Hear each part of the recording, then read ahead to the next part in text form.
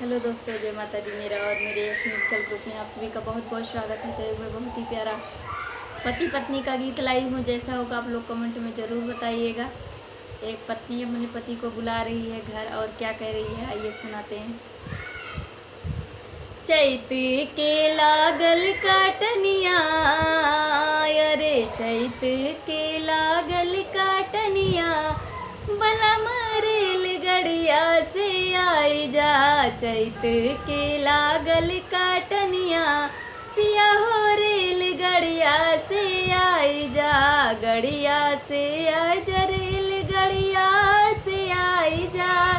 गड़िया से आई जा, रेलगड़िया से आई जा। चैत के लागल काटनिया, अरे गेहूँ के लागल काटनिया, बलम रेलगड़िया से आई जा। गेहूँ के लागल काटनिया, पिया हो रेलगड़िया से आई जा। कट गए सरसों हो, कट गई मसूड़िया, कट गए सरसों हो, कट गई मसूड़िया। गेहूँ के कटनी के लागल फिकिरिया, गेहूँ के कटनी के लागल फिकिरिया। अरे रोज रोज, अरे रोज रोज घेरे बदरिया, अरे रोज रोज घेरे बदरिया, बलम रेलगड़िया से आई जा।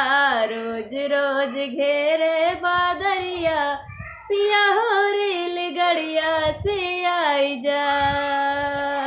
हमसे न सपरी राजा बाट बहुत काम हो, हमसे न सपरी सैया बाट बहुत काम हो। एक पल एक दिन का मिलत ना आराम हो, एक पल एक दिन का मिलत ना आराम हो।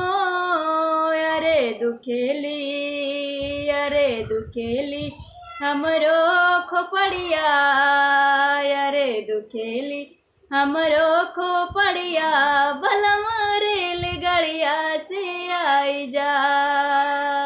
चैत के लागल कटनिया, बलम रेलगड़िया से आई जा।